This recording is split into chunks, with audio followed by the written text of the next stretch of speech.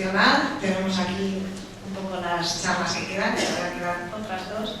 En esta segunda charla tenemos la suerte y el orgullo de contar con Rosario Carracedo Bullido, que la verdad que es un gustazo porque, bueno, yo creo que nos va a aclarar quizá muchas dudas y sobre todo nos va a plantear muy bien un poco todo lo que la trayectoria que llevamos abolicionista en el feminismo español y en el feminismo incluso internacional en estos momentos. Bueno, Rosario Carracedo es abogada, presidenta y portavoz de la Plataforma Estatal de Organizaciones de Mujeres por la Abolición de la Prostitución, constituida en el año 2002.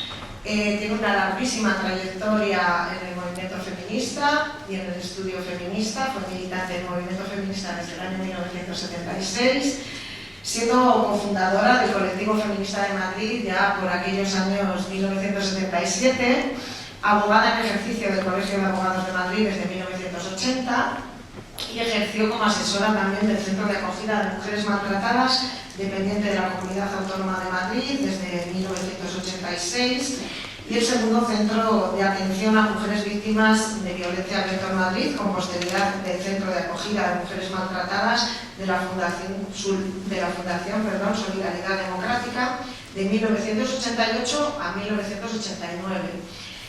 Es autora igualmente de diferentes trabajos y publicaciones, como su participación en el breve diccionario de feminismo, participación en Elementos para una teoría crítica del sistema prostitucional, coautora del prólogo del informe publicado por Amnistía Internacional, del informe sobre mutilación genital femenina.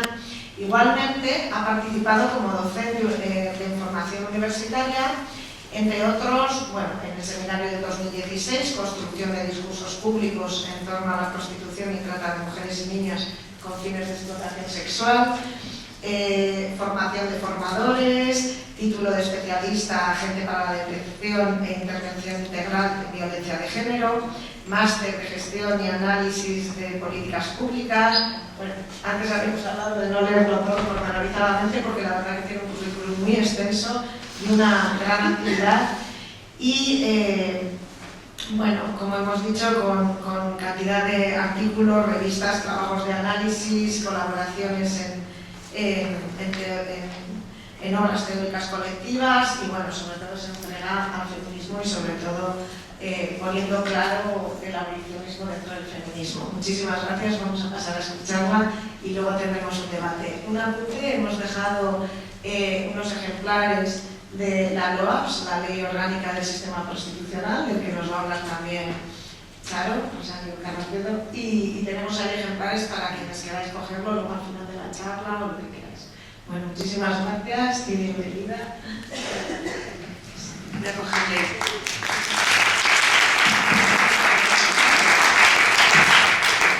Una de las cosas que dicen los currículos largos es que de quien habla es ya una persona. No creáis que esto es un mérito. En realidad, después de un montón de años trabajando, todos y todas obviamente tenemos un currículum largo. Bueno, yo sobre todo creo que lo que me caracteriza en mi currículum es mi compromiso con la igualdad entre hombres y mujeres y mi combate y mi lucha por la igualdad entre hombres y mujeres. No sé. Mira a ver el otro. Hay dos micrófonos. Mira a ver el otro. Es que este no funcionaba, por eso no quiero ser capaz. Bueno, lo primero que os quiero dar es las gracias, transmitiros el saludo de la organización a la que represento, la Plataforma Estatal de Organizaciones de Mujeres por la Abolición de la Prostitución. En adelante la voy a llamar la PAP para que sea su acrónimo y es un poco más corto.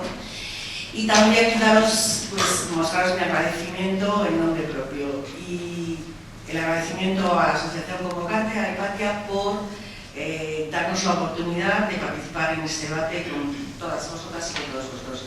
Me encantará que al final de mi intervención tengáis muchas o algunas preguntas que formularme y que podamos hacer una relación entre todos y todas nosotras.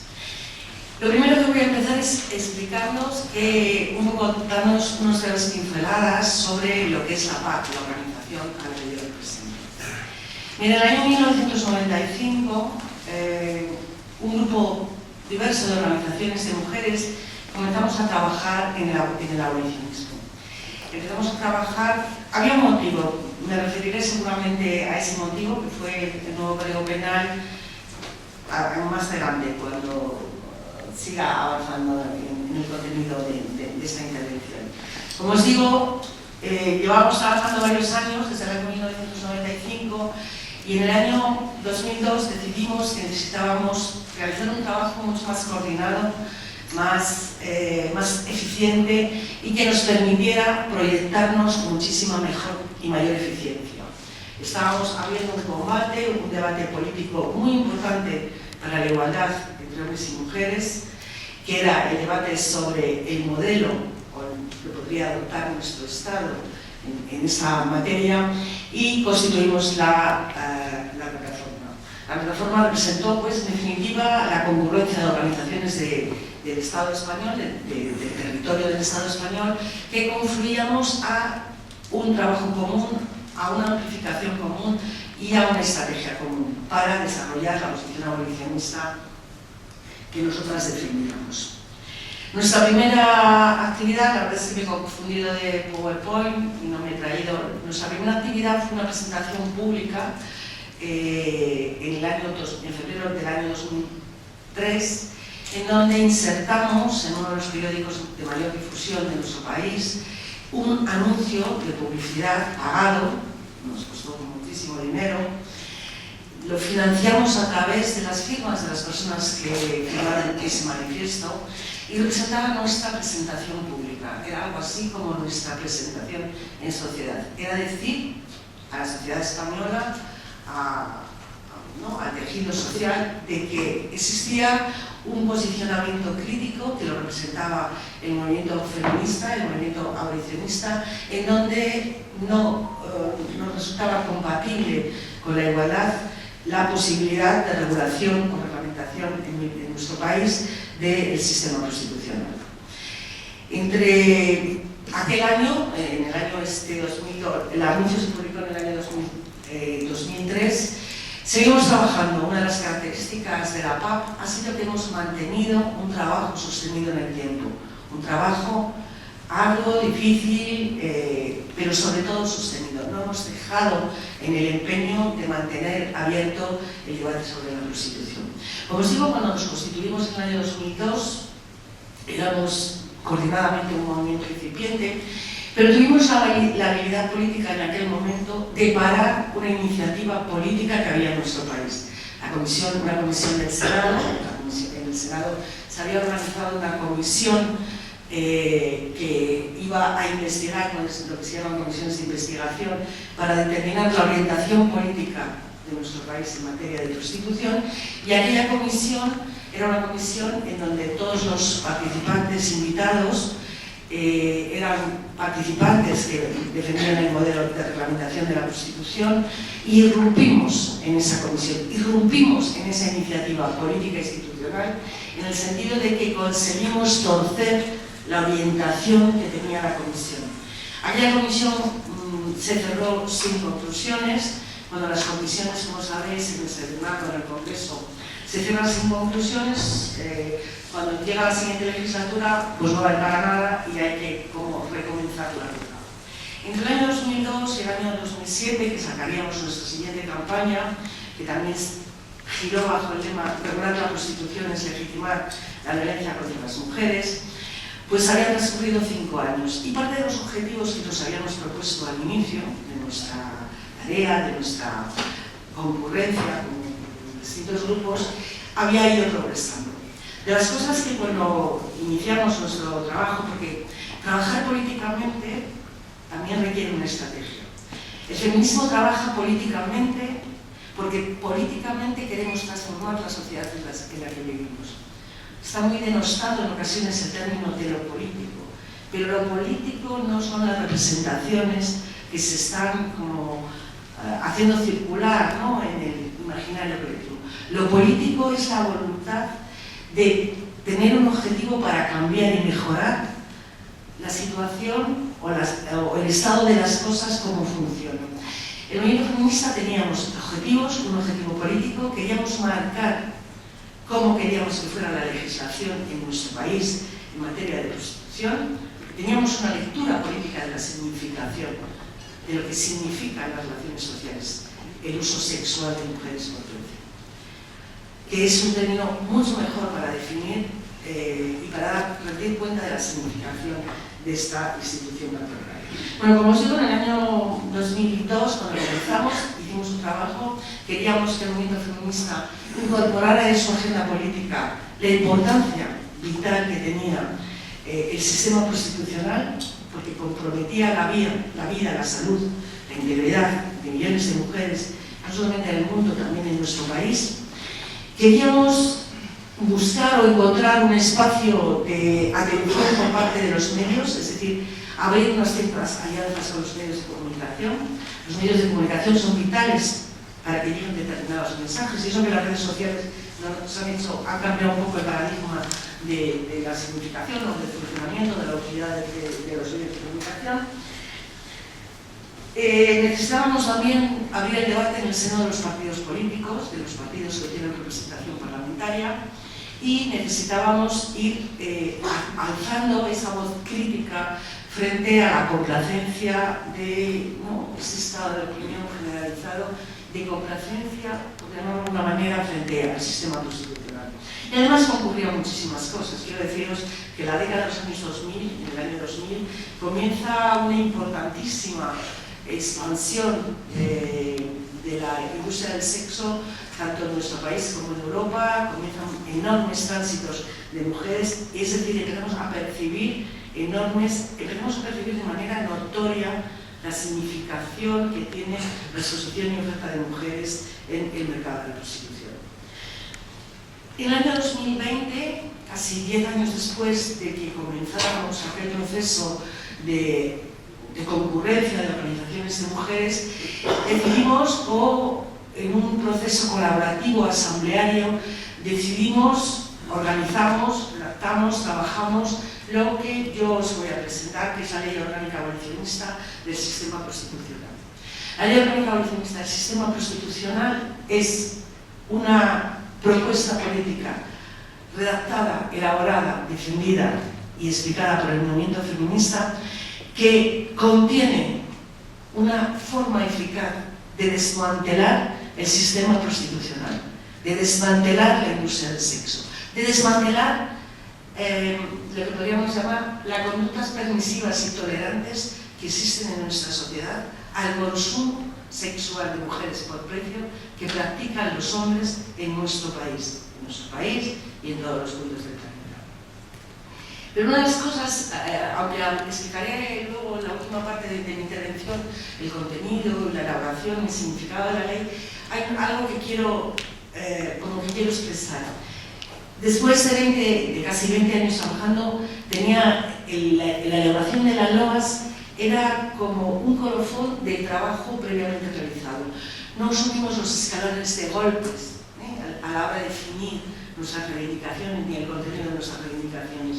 Las vamos subiendo y vamos aprendiendo de la experiencia, del trabajo, del concurso de voluntades y de concurrencia de personas. Las leyes, a través de las leyes se organiza, se dibuja el modelo de sociedad que queremos. Las leyes contienen la definición de nuestros derechos. Sin definiciones en las leyes no es posible reclamarlos o más bien ejercitarlos. Las leyes establecen los modelos de la sociedad a la que caminamos. No son una varita mágica, pero tienen un poder transformador. Cuando la Constitución española o cuando determina el principio de igualdad entre hombres y mujeres, no fuimos investidas por la igualdad. No salimos en el año 78, que ahí todo se había terminado y éramos iguales hombres y mujeres. No. Define un proyecto de que necesitamos una sociedad entre hombres y mujeres igualitaria. Y tener una sociedad igualitaria entre hombres y mujeres requiere poner en práctica políticas públicas, reconocer derechos, dar medidas económicas, activar la política de la sociedad. Por decirlo de alguna manera, las leyes desarrollan los acuerdos de las convivencias sociales y contienen valores. Contienen los valores de la sociedad a la que aspiramos, de la sociedad que queremos, de la sociedad a la que caminamos. sin esas normas que estructuran tanto nuestros derechos y limitan también los de los otros, no es posible funcionar. Si la ley ordena y contiene un mandato que dice que comprar mujeres por precio en el mercado prostitucional es una práctica de violencia, es una práctica de poder y es una práctica reprobable y sanciona la conducta, está mandando al grupo social una norma, una idea, un modelo. En esta sociedad hay actos que no se consienten porque nuestro proyecto de convivencia pone por encima el respeto a la indemnidad de las mujeres y de las niñas y no pueden ser compradas. Para que entendamos bien lo que es un modelo, y ahora voy a hacer una reflexión antes de entrar en la LOAS, quiero explicaros cómo actúan o cómo son los modelos tradicionales de intervención frente al fenómeno de la prostitución. Mirad, el poder político siempre, desde antiguo, ha intervenido en el fenómeno de la prostitución, desde antiguo. Para que os hagáis una idea, y estos modelos se han llamado y han oscilado históricamente. Una temporada hemos tenido lo que se llamaban modelos de reglamentación de la prostitución y en otra, alternativamente, se ha sucedido un modelo de reglamentación de la prostitución. Los modelos de reglamentación de la prostitución, que ahora se llaman modelos pro derechos, o modelos pro trabajadoras sexuales, o modelos pro defensa de las mujeres prostituidas o legalizadores, o modelos de reglamentación, todos ellos, todas esas propuestas, cambien o no el nombre con el que son presentadas, tienen implícitamente dos aceptaciones. Una de las aceptaciones que todo modelo de reglamentación de la prostitución comporta es la aceptación de que en esa sociedad se tolera que haya una actividad económica basada en sacar rendimientos económicos de la explotación del cuerpo de las mujeres. Esa es una de las características del modelo de reglamentación de la prostitución. La otra característica del modelo de reglamentación de la prostitución es establecer en qué lugares la sociedad acepta la explotación sexual de las mujeres por precio. La otra idea implícita que está en el modelo de reglamentación de la prostitución es la idea de que la sociedad tolera, acepta, legitima, jalea, permite el consumo sexual de mujeres por precio a través, ¿no?, de la prostitución. Estas son dos ideas implícitas que no se mencionan en el modelo de reglamentación. Os puedo decir que el modelo de reglamentación de la prostitución, la forma en que son ofertadas las mujeres para consumo en el mercado, hay normas que se remontan a Colón en el siglo V a.C., en Grecia, y que continúan a lo largo de los años subsiguientes y a lo largo de la historia. Encontraremos periodos de reglamentación de la prostitución en numerosas leyes en el siglo XIV, en el XV, en el XVIII hay un cambio porque se pasa a modelo abolicionista. El modelo de reglamentación de la prostitución se basa, estamos hablando de que son sistemas legales, se basa en la aportación ideológica que el poder político religioso va a hacer en cada momento. Por ejemplo, durante la Edad Media será la Iglesia la que proporcione la legitimidad ideológica para el consumo sexual de mujeres. Pero no solo eso, también serán los titulares, la Iglesia, las órdenes mendicantes, las órdenes religiosas, de los lugares en donde se explota sexualmente a mujeres. La mancebía, que era un lugar cerrado en las ciudades, con una sola puerta que se entraba, contenía dentro lo que se llamaban las tabernas. Las tabernas se subgastaban anualmente y se las ponía a un precio. ¿De quién eran las tabernas y quién recaudaba el precio de la explotación sexual de las mujeres?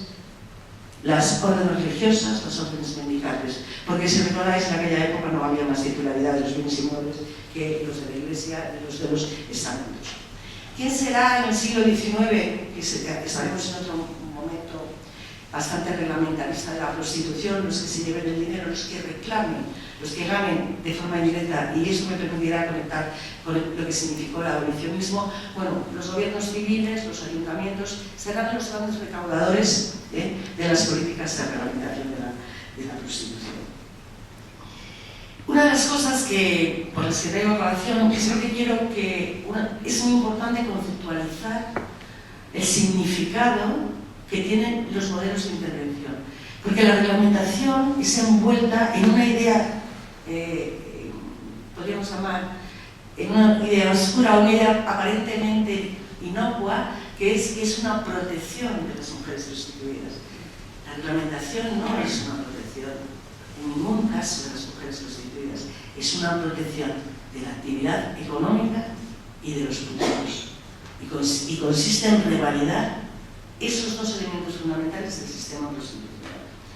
Una de las críticas que se hace al abolicionismo, lo digo también para que incorporéis algunas de las cosas que habitualmente nos replican a las mujeres que defendemos posiciones abolicionistas, es que llevamos mucho tiempo y no hemos hecho nada y no hemos cambiado las cosas. El abolicionismo es un modelo de intervención frente a la prostitución, por decirlo de alguna manera, desde el punto de vista histórico, muy novedoso.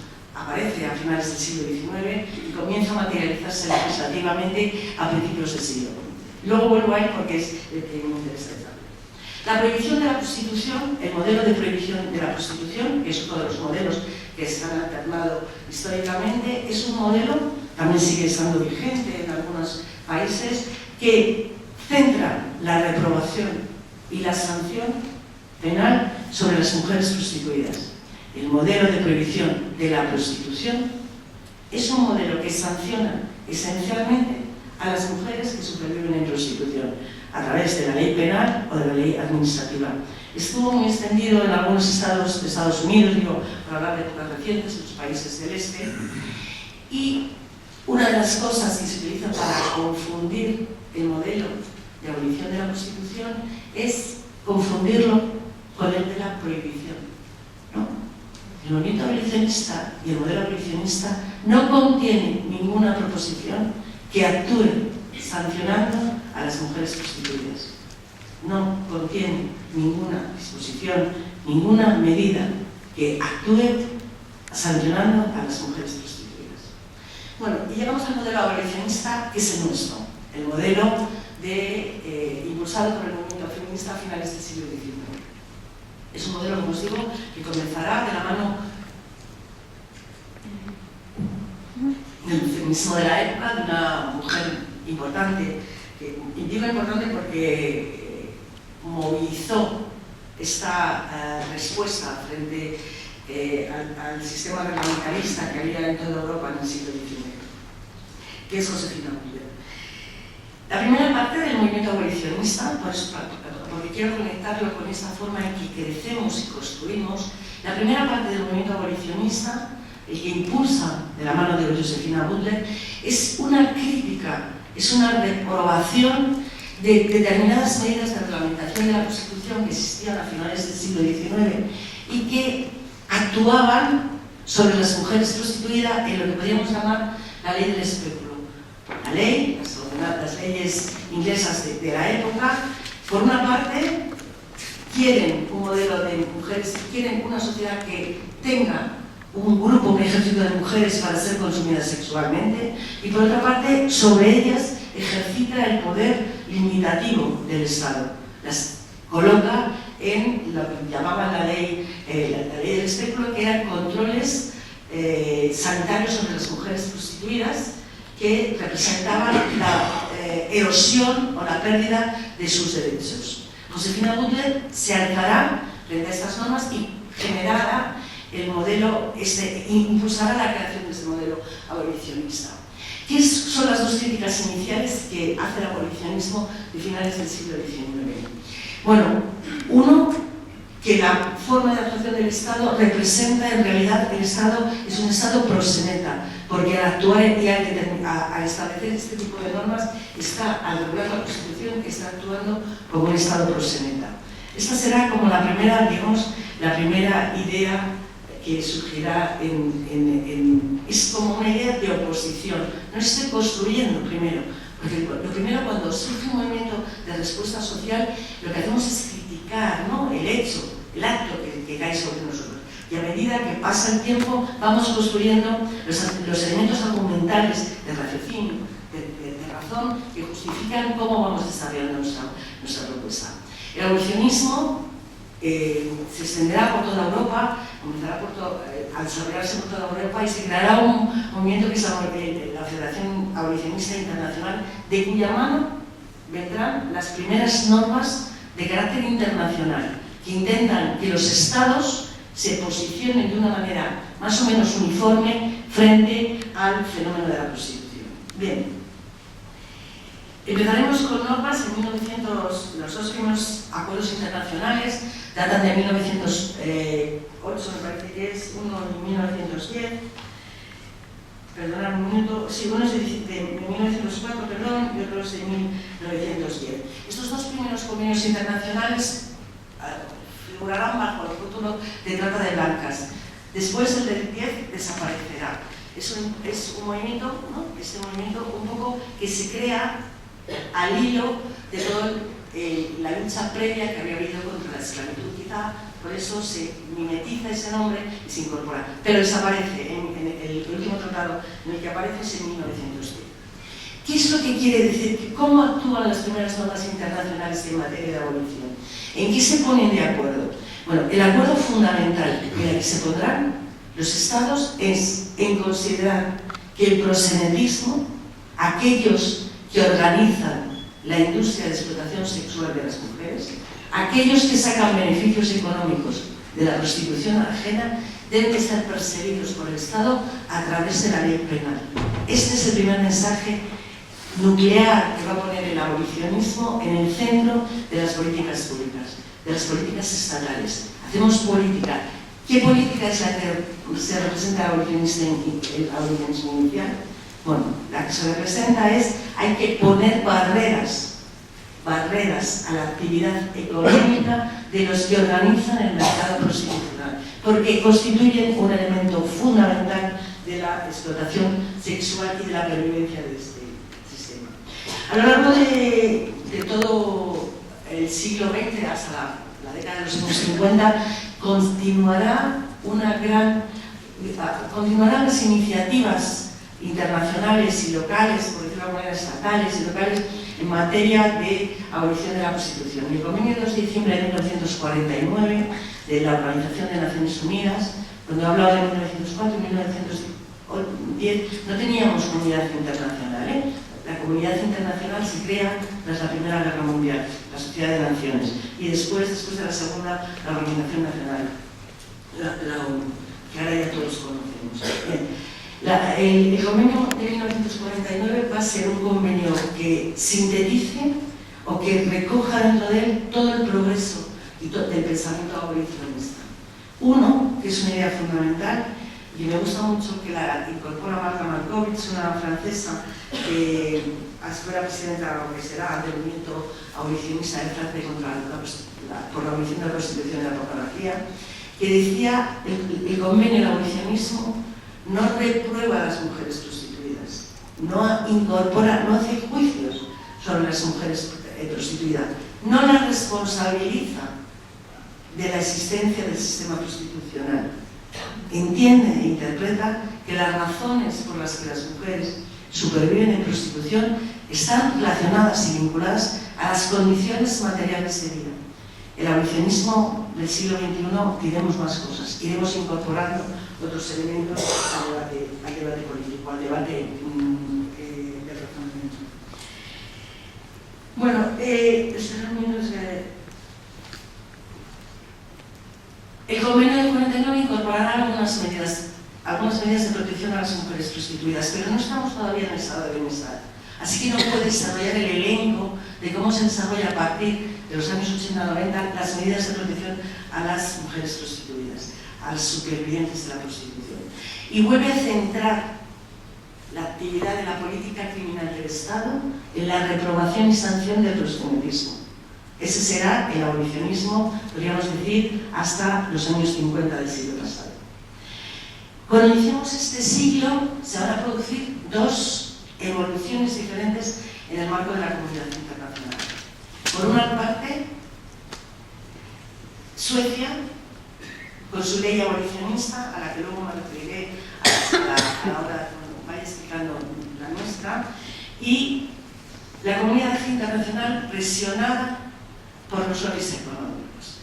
A esto va a responder toda la legislación, por decirlo de alguna manera. Hay un cambio de paradigma en la legislación internacional a principios del siglo XXI. Empieza a hablarse permanentemente de trata, de trata, de trata, de trata. ¿Qué hay detrás de la palabra trata? Bueno, primero es una definición delictual, no es más. La trata es un concepto jurídico del derecho penal. Es lo único que hace el convenio de Palermo del año 2002 y lo que hace el convenio de Varsovia, un poquito para defender un poco más los derechos humanos. Pero ¿quién acula esta idea? Una distinción perversa, una distinción conceptual, una distinción sobre las políticas públicas, una distinción sobre lo que tenemos que entender como reprobable o no. ¿Quién ocula la idea de que existe una prostitución forzada?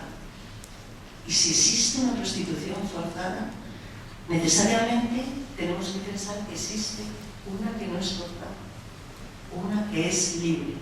¿Y qué hace ese concepto, esa forma de conceptualizar y de hacer políticas legislativas y legales? Establecer y inocular en el colectivo, en el grupo social, una idea de que aceptamos una forma de explotación sexual de las mujeres y otra no. Establecer que las medidas de protección para las mujeres provenientes de la prostitución va a depender del sistema de justicia penal y que hay una forma de supervivencia de la prostitución que nuestra sociedad consciente autoriza, tolera, participa y le da cobertura legal. La supuesta prostitución que no es forzada, toda la que no está dentro de la forzada, estamos aceptando que pueda producirse en el grupo social. Estamos aceptando algo más que nos traía la ley sueca de 1999. Estamos aceptando el uso sexual de mujeres por precio por parte de los hombres en nuestras sociedades. Y este es el aspecto fundamental y la aportación, por decirlo de alguna manera, muy importante y muy relevante que hará el abolicionismo del siglo XXI. Cambiamos el foco, hemos cambiado el paradigma de la mirada. El paradigma de la mirada. Cuando hablo de mujeres prostituidas, o cuando hablo de prostitución, invisibilizo dos elementos fundamentales del sistema prostitucional, que no quedan nombrados, y si no son nombrados, no hay una mirada crítica, no hay una mirada importante, no hay una mirada de reprobación, y no hay una mirada que impulse los cambios políticos y los cambios sociales. Quedan al margen. ¿Recordáis las políticas públicas en materia de violencia en las relaciones de pareja? Estuvieron focalizadas. Solo hablábamos de las mujeres maltratadas, de ellas. Es cierto que hay que verlas porque una de las formas de crear las alianzas es visualizando el daño, visualizando a las víctimas de un hecho social. Pero no se quedaban solas, no se daban con las puertas solas. Había una autoría material, había alguien que causaba el daño emocional, el daño corporal, el daño psicológico. Las políticas públicas cambiaron cuando incorporamos a la visualización no los daños, no el resultado, sino la causalidad. ¿Qué hechos, qué actos, qué comportamientos, qué estructuras sociales permiten que se produzcan estos hechos? Bien, de eso habla el abolicionismo en nuestra ley. Ahora sí que voy a entrar en explicar la ley abolicionista del sistema constitucional elaborada por las organizaciones de mujeres. En el año 19, creo recordar que fue, nos reunimos la Plataforma Estatal de Organizaciones de Mujeres que habíamos ido, celebramos una primera reunión en Madrid en donde concurrimos las organizaciones que en aquel momento integrábamos la plataforma y decidimos, en aquella reunión conversamos asambleariamente y decidimos que íbamos a hacer la propuesta política del movimiento feminista frente al sistema constitucional. Poco después, en febrero, creo recordar, del año 20, habíamos decidido también que íbamos a ampliar la participación del movimiento feminista, es decir, que íbamos a ampliar a más organizaciones que participaran en ese proyecto definitorio del movimiento feminista para poner los mimbres para acabar con el sistema prostitucional. Con nuestra reunión de febrero del año 2020 presentamos al presidente del gobierno una petición de reunión pocos días antes del 8 de marzo.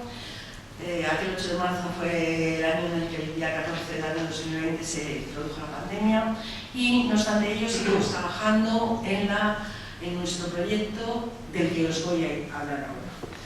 Bueno, una de las primeras cuestiones, la norma, nuestra ley, se llama Ley Orgánica Abolicionista del Sistema Prostitucional. Y la razón... Un minuto, perdón, un segundo. Dame un minuto, Bueno, una de las razones fundamentales de la elección del tema, tenéis ahí la Ley Orgánica Abolicionista del Sistema Prostitucional, es porque, como os he dicho antes, el término prostitución no rinde cuentas de ese sistema, de esa práctica de poder y de violencia. El término prostitución solo visibiliza a las supervivientes de la prostitución, a las mujeres. Cerrar los ojos, mirar una noticia de prensa, de lo que sea, relacionada con este fenómeno, y veréis en primera página mujeres medio desnudas, ¿no? Son lo que muestran. Zonas de prostitución, mujeres, no. La prostitución, las mujeres no florecen ahí en la esquina, no están plantadas ahí. Para que exista la explotación sexual de las mujeres existen dos elementos fundamentales. Los puteros, que con su dinero abastecen esta industria de sufrimiento para las mujeres, de daño para las mujeres, y una actividad económica que toleran los estados, que permiten los estados. Incluso que hay estados que apuntalan el desarrollo de su economía sobre la industria del ocio, es decir, sobre la industria de explotación de las mujeres. Véase los países como Tailandia o como algunos otros países de Italia. Bueno, cuando comenzamos os voy a primero a explicar los aspectos más generales de la ley y luego como el contenido normativo de la ley. La terminología que hemos empleado en la redacción de la ley no es neutra. Hablamos en femenino, hablamos de mujeres, porque el sistema prostitucional afecta y vulnera esencialmente a mujeres. Esencialmente a mujeres. Es una cuestión que afecta esencialmente a mujeres y que tiene que ver con el lugar que ocupamos en el grupo social, históricamente, en el pasado, a medias y en la actualidad. Os podría decir que no es baladí que el 90% de los sujetos prostituidos en el mundo pertenecemos al sexo femenino y el 99,99% de los sujetos que consumen prostitución pertenecen al grupo masculino. No es baladí y no es casual, Forma parte de los comportamientos y de las posiciones que desigualmente ocupamos hombres y mujeres en la sociedad. Una de las cosas en nuestra terminología decidimos evitar algunas expresiones o recurrir a ellas solo cuando fuera imprescindible. Hemos recuperado la terminología del feminismo de los años 70 y hablamos sobre todo de por decirlo de alguna manera, de discriminación, subordinación o violencia por razón de sexo. Quiero decir por esto que hemos apartado el término la expresión género, porque estamos en un momento de alteración del significado académico, teórico, conceptual que tenía el término género como fue concebido o conformado a partir de Beijing 95. Así que solamente hemos utilizado esa expresión cuando, por razón de que citábamos una ley, por ejemplo, la Ley Integral de Violencia sobre las Mujeres, ¿no?, del año 2004, pues había que citarla por razones que no podíamos cambiar. Como os he dicho antes también, hemos obviado implementar o participar en la distinción entre trata y prostitución. Vuelvo a insistir. La trata es una forma de abastecimiento del mercado de la prostitución. La prostitución, la oferta de mujeres en el mercado prostitucional, precede a la trata. Precede a la trata. está ahí. El mercado de la prostitución necesita cada vez a más mujeres en determinados países y es una forma de captación, de traslado, de oferta, de exposición. Pero la prostitución es la institución fundacional del patriarcado y es la que permite la existencia del mercado y de las conductas masculinas de consumo sexual de mujeres. Y quiero decirles además que esta distinción ha tenido efectos sobre las mujeres prostituidas. El protocolo de Palermo del año 2000 y cómo se ha incorporado la protección a las mujeres en nuestro país, se ha incorporado solo para aquellas mujeres que están consideradas que son víctimas de trata. Todo el amparo, el escaso amparo y los escasos derechos reconocidos han determinado una política pública de protección a una clase de víctimas y no de protección a otra. Es decir, que sin esa distinción perversa, como nosotros lo ponemos ya lo en nuestra ley, todas las mujeres supervivientes de la prostitución tendrían amparo por el sistema de protección que debe de darles el Estado.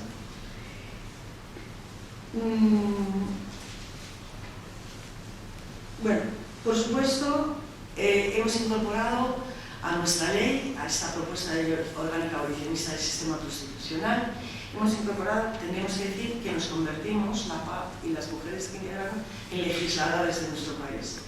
En legisladoras. Nuestra propuesta es una propuesta para que se legisle en nuestro país en un determinado sentido. Incorporamos, obviamente, todas las aportaciones que las leyes abolicionistas del siglo XXI pues, han venido aportando desde la ley sueca, ¿no? Aportamos pues, un sistema de protección hacia las mujeres en situación de prostitución que trajo la ley francesa del año 2016, pero nuestra ley lo ha desarrollado no solamente porque además tenemos una estructura organizativa, administrativa diferente, sino que la hemos desarrollado con más contenido, con un proceso más largo. También incorporamos algunas cuestiones, por supuesto, algunas ideas sobre los cambios en el Código Penal que incluyen la penalización del cliente, pero incluso la extraterritorialidad que incorporó la ley noruega, que también incorporó el modelo abolicionista a su legislación. Noruega incorporó la idea de que la sanción a los puteros no se iba a producir solo respecto a los que lo hicieran en su territorio, sino que se llama la extraterritorialidad. Sabes que el Estado actúa solo sobre su territorio, solo en la única parte, pero puedo considerar, por lo grave que sea una conducta, que si lo haces fuera, en el extranjero, la conducta también puede ser penalizado en tu territorio. Esto viene muy bien para las tropas de pacificación en determinados, ¿no? De la ONU, todas estas tropas de pacificación, de las que habitualmente sacamos un montón de información sobre actos de violencia sobre las mujeres. Bueno, vamos a ver, ¿qué objetivos tiene la LOAS? Podríamos decir que la LOA quiere garantizar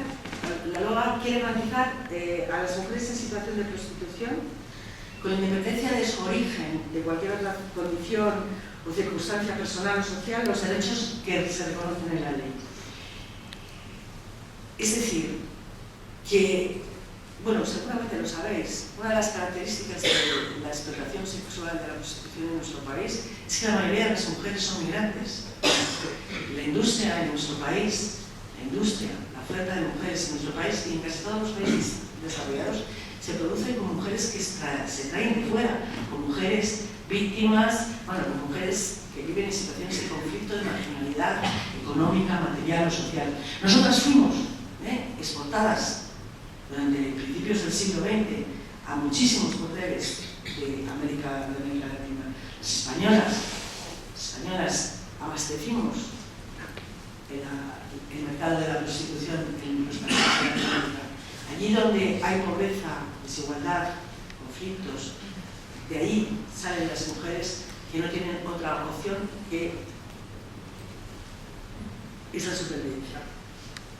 El segundo objetivo de nuestra ley es la necesidad de desmantelar la industria del proxenetismo, la industria de explotación sexual de mujeres y niñas.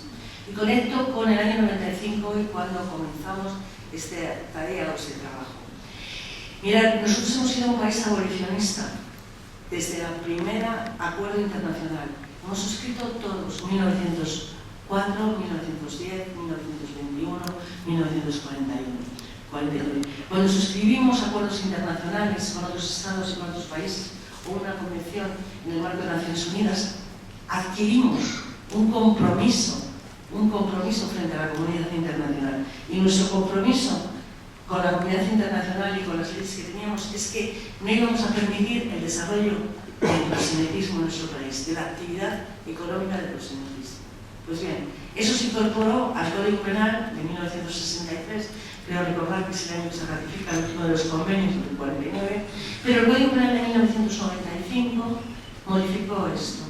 ¿Cómo lo modificó?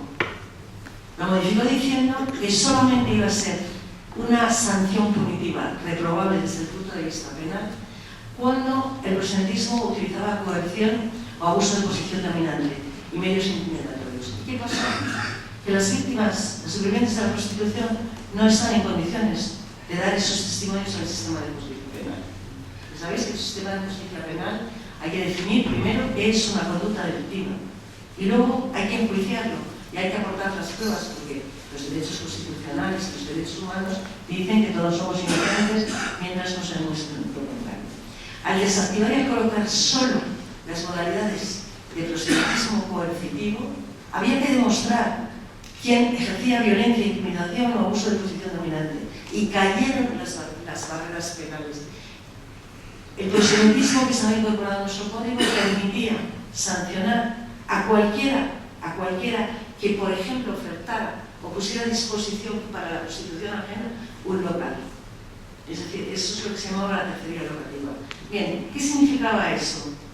Que si ponías un cartel, un hotel de carretera con luces de neón en donde estabas ofertando espacios para ejercer la prostitución, estabas ganando dinero, eres un delincuente. No había que probar más que el interés económico y lucrativo. No necesitábamos probar la coacción. Por tanto, la industria del sexo, o sea, el proxenetismo, tenía temor porque el derecho penal actúa eso, genera una cuestión que se llama la prevención general. Oye, mira, si haces esto, eres un delincuente. Y si te pido y te juzgo, aplicamos la prevención especial. Te condeno. Tienes una pena, la pena que establece, ¿no?, nuestro sistema. Bien, pues en el año 95, como os digo, uno de los objetivos, en el 95 cayeron las barreras penales y con la caída de las barreras penales en nuestro país se expandió de forma exponencial la industria de explotación sexual de mujeres. Pasamos de ser un país de tránsito de mujeres prostituidas a un país de destino de mujeres prostituidas. Todos los hoteles de carreteras se transformaron en locales para la explotación sexual de mujeres. Todos los locales de carretera. Crecimos en menos de una década en más, y solamente en el territorio de la evaluación de la Guardia Civil. La Guardia Civil solo evalúa el territorio que podríamos llamar no metropolitano, o sea, el periférico, el rústico. Crecimos en más de un 20% en nada, tanto en mujeres prostituidas como en locales destinados a la prostitución. Por tanto, la segunda objetiva de la ley abolicionista es el desmantelamiento de la industria de explotación sexual de las mujeres. De todas las modalidades de proxenetismo, intervenga la coerción o solo el interés económico de sacar dinero de la prostitución. Si desmantelamos la industria del proxenetismo, el 90% de la explotación sexual de las mujeres desaparecería porque la mayoría de las mujeres en nuestro país, como en todos los países, están en manos de proxenetas. El proxenetismo es el que domina la explotación sexual de las mujeres. Son los que tienen el poder y el dominio sobre la explotación sexual de las mujeres. Y el prostituidor. Este es un elemento también fundamental. La ley sueca de 1999 incorporó esa. La ley sueca de 1999 incorporó por primera vez la penalización del putero desde una perspectiva de la igualdad entre hombres y mujeres. Una sociedad que defiende el principio de igualdad entre hombres y mujeres tiene que poner límites y reprobación a todas las prácticas o conductas que nos colocan en posición de desigualdad y objeto, que nos convierten en una situación y nos colocan en una posición de desigualdad y de subalternidad. La ley incorpora Otras cuestiones. Por ejemplo, la ley incorpora una definición del término prostitución y lo incorpora para que no haya interpretaciones al uso sobre la frivolidad que habitualmente se dice y se pone de que cualquier cosa, ¿no? Si yo, trabajar también es una forma de prostituirte, ¿no? La prostitución es soportar sobre tu corporalidad un día tras otro la invasión en tu corporalidad. Estar sometida a prácticas dañinas, que te hacen daño, física, psíquica, en tu salud. Soportar la invasión de tu corporalidad por un puntero y otro, y otro, y otro, todos los días, un día detrás de otro. El proxenetismo también forma parte de nuestra definición y la industria del sexo, como tenéis la ley, podéis leerlo, los conceptos, así no tengo. Voy a estar viendo otras cosas que quiero hablar. Bueno, una de las partes más importantes de nuestra ley es la reparación integral de las mujeres en situación de prostitución. La reparación integral de las mujeres en situación de prostitución. Las personas que sufren daño y violación en sus derechos fundamentales porque el Estado por acción o por omisión no ha realizado con la diligencia debida la protección de todos los ciudadanos o de las personas de la comunidad, tiene la obligación de reparar los daños causados. Por eso pensamos, y nuestra ley incorpora la reparación integral de las mujeres en situación de prostitución.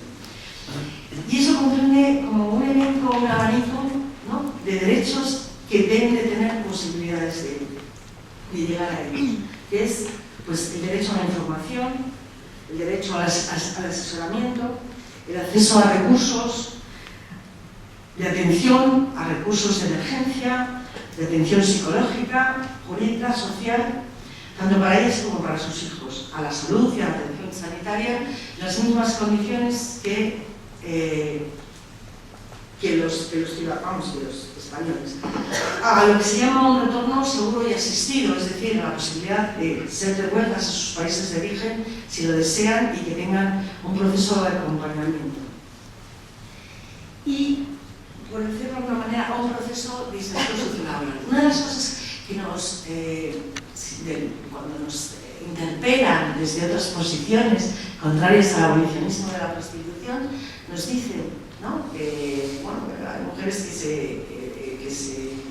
que se prostituyen libremente si quieren seguir prostituyendo. Estas cosas se dicen desde este tipo de posicionamientos.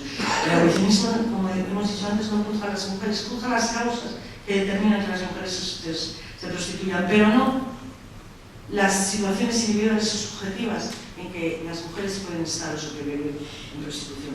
Bueno, una de las cosas, de las cuestiones fundamentales es que nosotros participamos en la idea de que las mujeres deben de ser partícipes en el sistema de salida. Y si las mujeres tienen una puerta de salida de la prostitución, el Estado, el sistema, tiene que proporcionarles una puerta de salida del sistema prostitucional que les permita salir del sistema prostitucional. De ahí que la ley contemple medidas de programas de inserción para las mujeres en situación de prostitución y ayudas económicas durante el proceso de reinserción, durante el proceso que dure esa oportunidad de salida que tenemos que darles del sistema prostitucional. Bueno, y algo también mucho y importante, protección desde el punto de vista jurídico, cuando las mujeres quieran participar, o sea, quieran participar en la denuncia de sus proxenetas. Mirad, una de las cosas que hemos aprendido con los recursos y con el modelo de intervención en materia de violencia en las relaciones de pareja es que se hizo depender del sistema de justicia penal la acreditación de la situación de violencia. Vamos a ver si me explico. Si no denunciabas, no estabas en el proceso de protección y de medidas que la ley de violencia y que tanto la ley estatal como las autonómicas iban posibilitando o iban desarrollando. Una de las características de nuestra ley y de nuestra petición es que no exigimos y no podemos exigir a las mujeres que superviven en prostitución que tengan que colaborar con el sistema de justicia penal para recibir la protección y el amparo, porque eso significa victimizarlas y ponerlas en peligro y en riesgo. Muchísimas de las mujeres, la mayoría de las mujeres que sobreviven en prostitución, tienen miedo tienen miedo por ellas, y tienen miedo por sus familias de origen, y tienen desconfianza en nuestros cuerpos y cuerpos de seguridad, y tienen desconfianza en nuestro modelo de sociedad. No tienen ninguna confianza. Por tanto, no las podemos someter a la denuncia de las situaciones del proxenetismo, no, de que han estado sometidas al proxenetismo. Porque, como os digo, ya sabemos con el modelo, de hecho hay partes del modelo del sistema de la violencia en las relaciones de pareja que se ha cambiado en torno a la acreditación de la violencia. Y nosotros hemos incorporado desde el principio que la acreditación de la situación de prostitución y para recibir la protección del sistema no tienes que estar, no puede depender del sistema de justicia penal. Bien, y por tanto hemos establecido determinadas formas de acreditación de la situación de la situación de prostitución a través de distintos mecanismos. Los institutos de igualdad o organismos similares, tanto de las comunidades autónomas como de los ayuntamientos, como de las organizaciones que, con prácticas o vinculadas a programas de abolición de la prostitución, también puedan acreditar la situación de vulnerabilidad y de prostitución de las mujeres.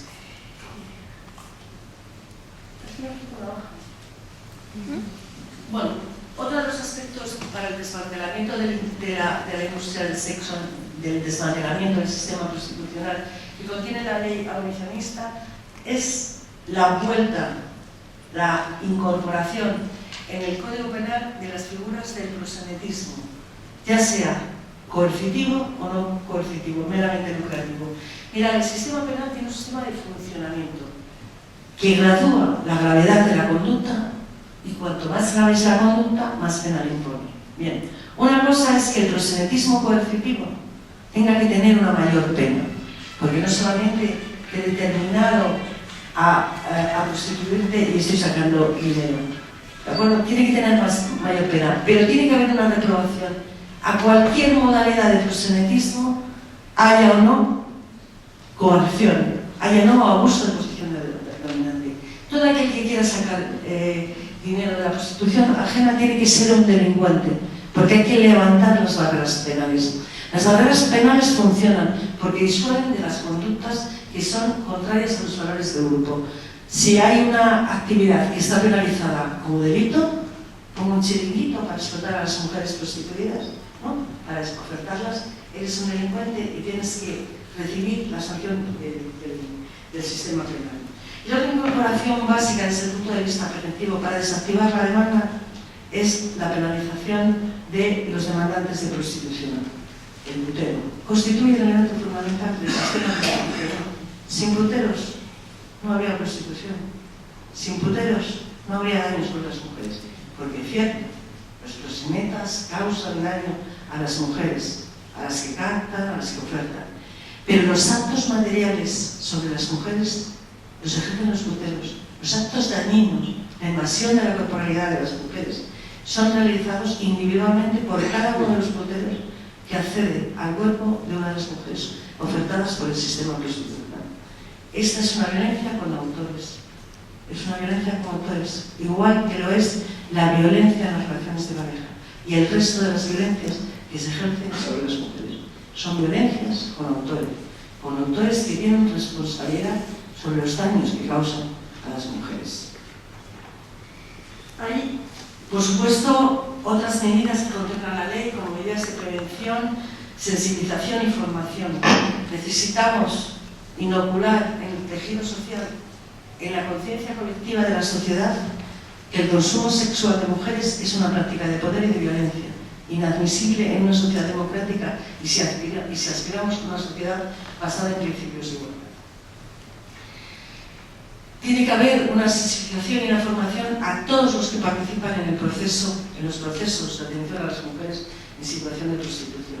Me refiero a la judicatura, a las cuotas de orden público, pero tenemos que introducir también en el sistema educativo, en el sistema sanitario, medidas de formación que permitan a los distintos operadores sociales, jurídicos, sanitarios, operar de una manera consciente, con visión sobre las mujeres en situación de prostitución y detectar las violencias y los actos sobre ellas. Y necesitamos modificar, la ley contempla la modificación de un montón de otras leyes para hacer coherente con nuestra ley el sistema de justicia. Por ejemplo, la incorporación a la ley de protección integral contra la violencia de género, la idea de que la prostitución es una forma de violencia contra las mujeres. Es decir, incorporar, hacer un concepto más omnicomprensivo del concepto de violencia que contiene la ley de medidas integrales contra la violencia de las mujeres. Yo recuerdo que esa fue una de las primeras críticas del movimiento feminista a esa ley, que restringía enormemente el concepto de violencia. Hacía una definición, describía modalidades de violencia, pero a la hora de desplegar la protección, ese abanico de protección que la ley integral define, que no hemos llegado a perfeccionarla y que no es una ley agotadoramente perfecta para nada, pero para que tengamos derechos tenemos, lo decíamos antes, tenemos que estar incorporados en el concepto de la ley. Nosotros demandamos que las mujeres prostituidas que la prostitución sea incorporada como una forma de violencia. También modificamos la Ley General de Publicidad. La Ley General de Publicidad para establecer que toda aquella promoción directa o indirecta de la prostitución, la pornografía y otras formas de explotación sexual sea una publicidad ilícita. La necesitamos que no se consienta, es decir, que la publicidad aquí es un mecanismo de transmisión de valores, de ideas y de imágenes en el conjunto social, no incorpore y no comente como esta forma de promocionar la prostitución que se hace en medios de comunicación, en noticias y en publicidad. Este es uno de los aspectos que también nos parece que es necesario incidir para ir modificando los paradigmas de los comportamientos sociales. Pedimos la supresión de un artículo de la Ley de Protección Ciudadana que permite, que sanciona, en su apartado primero sanciona a los que demanden prostitución en medio abierto, pero en su apartado segundo permite la sanción a las mujeres en situación de prostitución.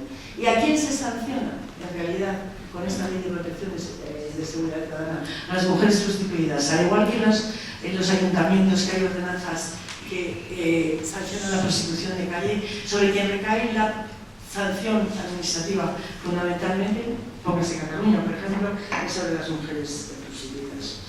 Otra de las medidas que incorpora la ley es que la ley de asistencia jurídica gratuita, esa ley con la que te permite pleitear de una determinada manera cuando no tienes recursos, las medidas que se han aplicado y que han ampliado el concepto de esta ley, que la han ampliado para las mujeres en situación de violencia, se apliquen a las mujeres en situación de prostitución, que gocen de garantías de asesoramiento jurídico para la defensa de todas las cuestiones que tengan que ver con su sanción.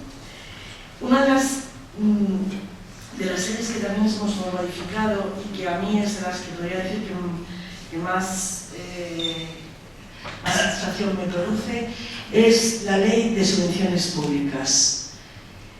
Mirad, no es posible estamos asistiendo a cuestiones totalmente contradictorias porque desde el dinero público se están subvencionando asociaciones, conferencias, espacios que promocionan la explotación sexual de las mujeres. En este país, desde distintas instancias, en distintos territorios, se financian asociaciones que promueven la explotación sexual de las mujeres como si fuera una fiesta, la explotación sexual. Tenemos que encontrar medidas limitatorias que limiten, es decir, que no haya acceso a los recursos públicos para promocionar aquello que va en contra del modelo de sociedad que queremos vertebrar. Un modelo de sociedad basado en la igualdad y en la no violencia contra las mujeres no puede por anunciar por un lado ese mandato o ese compromiso y por otro subvencionar programas, asociaciones, organizaciones, eventos que participan en exponer, en ofertar, en presentar la explotación sexual de las mujeres como actos no nocivos o como incluso recomendables. Bueno, estos serían como los aspectos más generales de la ley, entiendo que las leáis, para eso lo hemos puesto ahí. Y me gustaría decir una cosa para terminar, para abrir el coloquio, el debate. Yo sé que hablar de temas es cansado, es un poco tedioso, espero no haberos provocado mucho tedio. Pero quiero terminar por decirlo de alguna manera, con la obligación que tenemos de empujar. Esta sociedad, el movimiento feminista es un movimiento de transformación social. Hemos sido tremendamente transformadoras de las condiciones de vida, de trabajo, de las condiciones materiales de las mujeres, desde que el movimiento feminista dependiendo en qué momento digamos que ha nacido o que surgió, somos las impulsoras de grandes transformaciones sociales. ¿Qué sería de nosotras si no hubieran estado nuestras predecesoras anteriores, ¿no? ¿Qué sería de nosotras si no hubieran peleado porque llegáramos Emilia Pardo Bazán, que pudiéramos estudiar, porque nos fuera reconocido el derecho a estudiar? ¿Qué sería de nosotras si las sufragistas que impulsaron y combatieron por el derecho de las mujeres a tener participación en los asuntos públicos, de tener derecho a votar en los asuntos públicos? ¿Qué sería de nosotras sin las mujeres que han defendido otra multiplicidad de derechos, ¿no?, que nos han permitido cambiar la sociedad en la que vivimos? Sobre todo cambiar la sociedad en la que vivimos y hacerla más justa, más democrática, más igualitaria. Porque si en el modelo de sociedad están integrados los derechos del 51% de esa sociedad, es decir, de las mujeres, derechos que no han estado integrados a lo largo de la historia, seguro, con toda seguridad, que tenemos una sociedad mejor y más justa para todas. Pues lo que os decía, no tenemos poder político todavía, poder político en el sentido de que no tenemos el poder de formar, de participar en los gobiernos, de ejecutar la política pública, de diseñar la política pública.